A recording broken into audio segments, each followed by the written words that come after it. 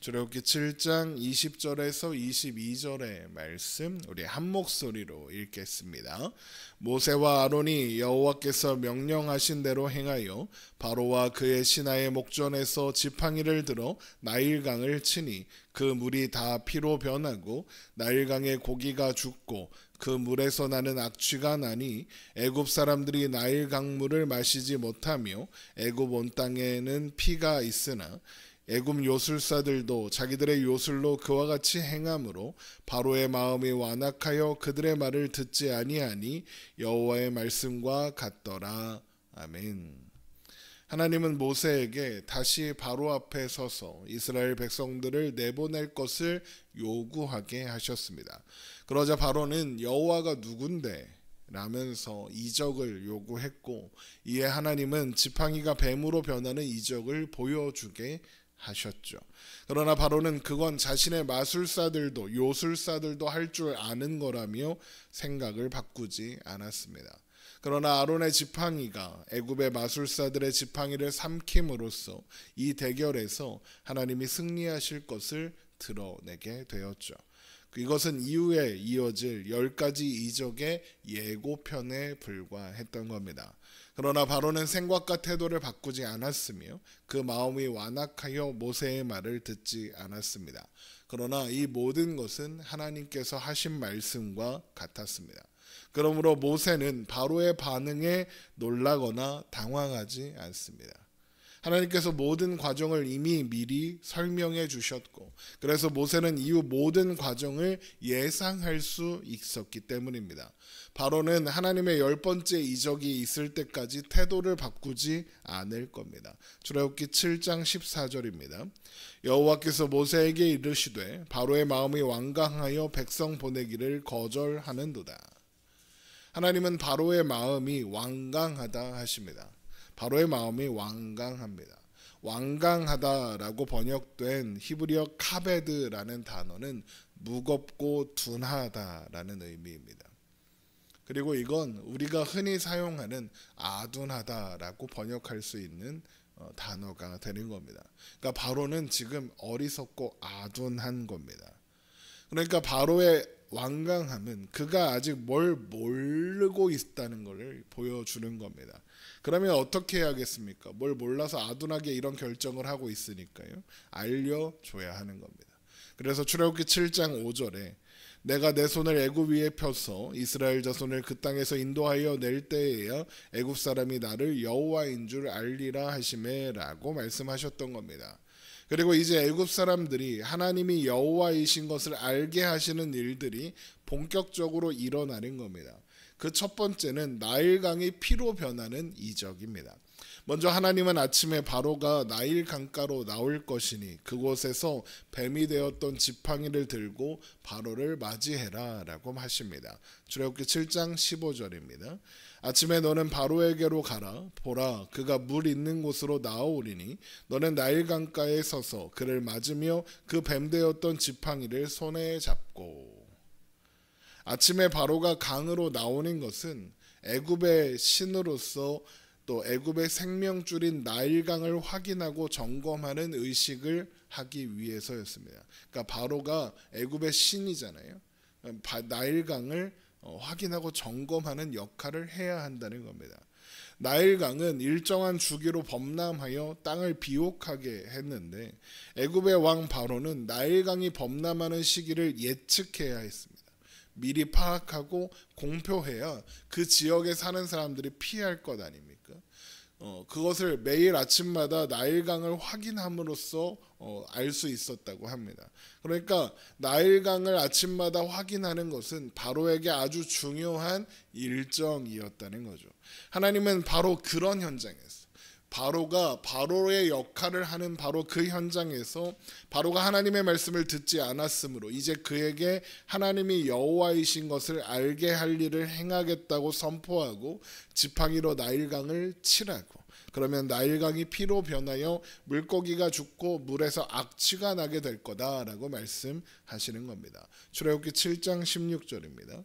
그에게 이르기를 히브리 사람의 하나님 여호와께서 나를 왕에게 보내어 이르시되 내 백성을 보내라. 그러면 그들이 광야에서 나를 섬길 것이니라 하였으나 이제까지 내가 듣지 아니하도다.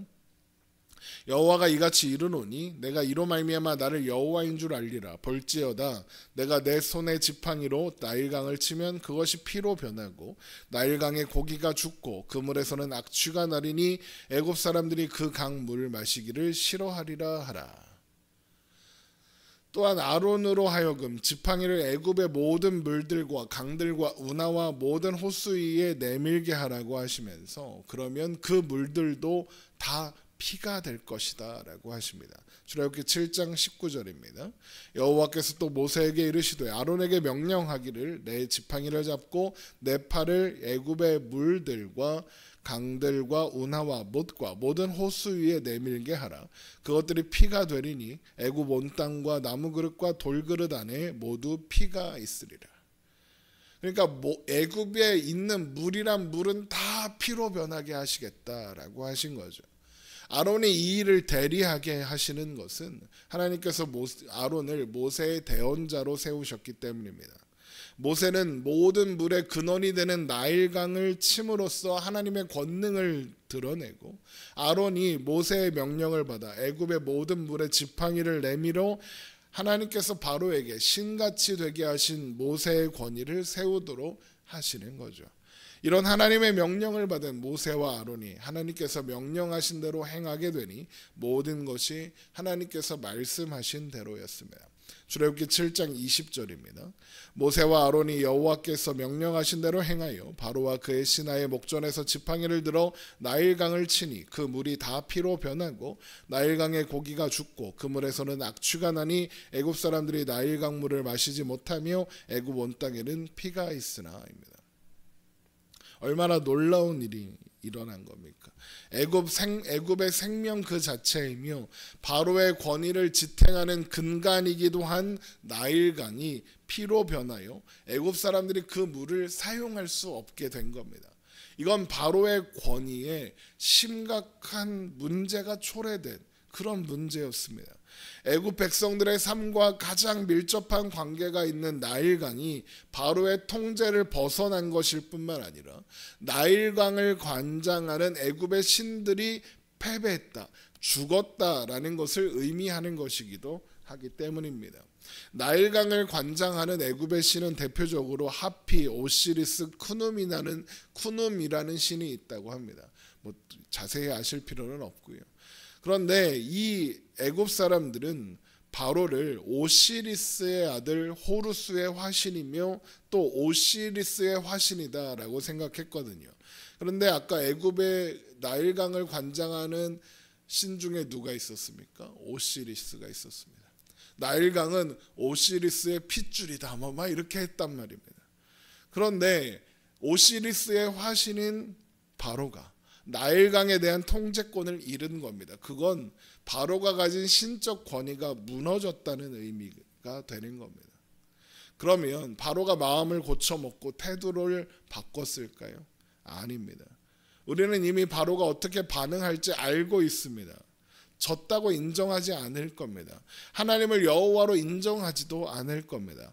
그래서 바로가 애굽의 요술사들도 똑같은 일을 할 수 있다는 것을 근거로 지지 않았다고 여전히 자신이 나일강의 주인이라고 버티는 겁니다. 출애굽기 7장 22절입니다. 애굽 요술사들도 자기들의 요술로 그와 같이 행함으로 바로의 마음이 완악하여 그들의 말을 듣지 아니하니 여호와의 말씀과 같더라.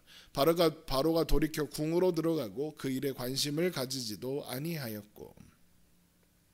그러나 애굽의 요술사들은 물을 피로 변하게 할 수 있었을지는 모르지만 그 반대 피로 변한 물을 깨끗한 물로 바꿀 수는 없었습니다. 그러나 바로는 그런 사실을 애써 외면하며 여전히 자신이 나일강의 주인이라고 주장하고 있는 겁니다. 그러나 이 모든 것은 여호와의 말씀과 같더라입니다. 하나님의 계획을 한치도 벗어나지 않은 반응이었다는 겁니다. 바로의 무관심 속에서 고통받는 건 애굽 사람들 뿐이었습니다. 그들은 나일강에서 마실 물을 찾을 수 없으니 땅을 파서 마실 물을 구하고자 했습니다. 출애굽기 7장 24절입니다. 애굽 사람들은 나일강 물을 마실 수 없으므로 나일강가를 두루 파서 마실 물을 구하였더라. 그러나 여기에서 우리가 알 수 있는 것은 마실 물을 구했다가 아닙니다. 구하였더라입니다. 구했는지 알 수가 없는 겁니다. 아마 구하지 못했을 겁니다.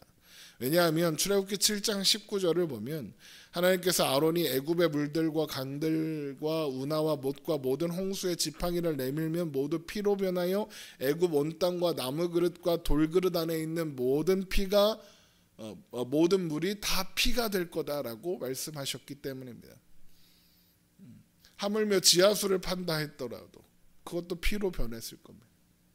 바로의 완악함과 완강함으로 인해서 애굽의 백성들만 고통을 당하고 있는 상황이 된 거죠. 그리고 이런 상황은 1회 동안 7일 동안 계속되었습니다. 출애굽기 7장 25절입니다. 여호와께서 나일강을 치신 후 1회가 지나니라.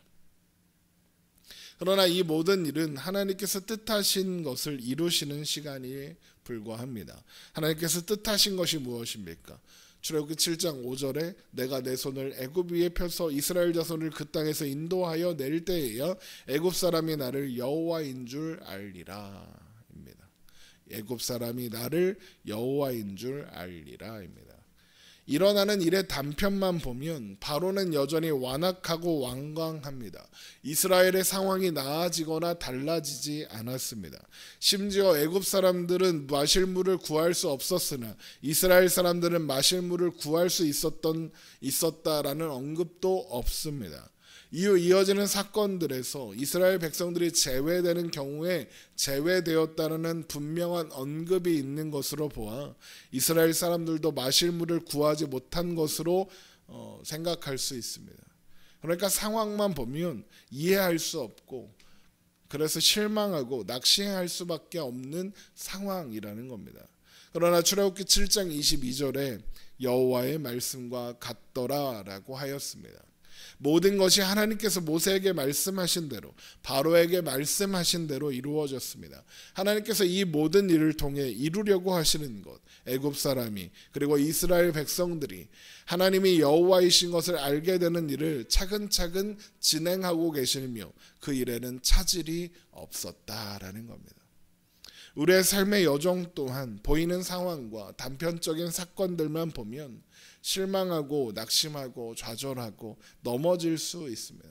그러나 지난 시간에 말씀드린 것처럼 그 모든 것은 하나님이 말씀하신 대로가 아닙니까? 우리는 이 세상에서 흩어진 나그네와 같을 겁니다. 그러나 우리가 만나는 상황은 예상하지 못한 일이 아니라는 겁니다. 모두 하나님께서 말씀하신 대로입니다. 그래서 우리는 하나님께서 말씀하신 대로 그런 상황 속에서도 혼자가 아닙니다. 하나님께서 말씀하신 대로 하나님의 능하신 손이 우리를 붙잡고 계시는 겁니다. 모든 것을 말씀대로 행하시는 하나님께서 우리의 삶을, 우리의 믿음을 붙잡고 계시며 말씀대로 되게 하실 겁니다. 그것이 우리가 믿는, 우리가 알고 있는 하나님, 우리 아버지이신 겁니다.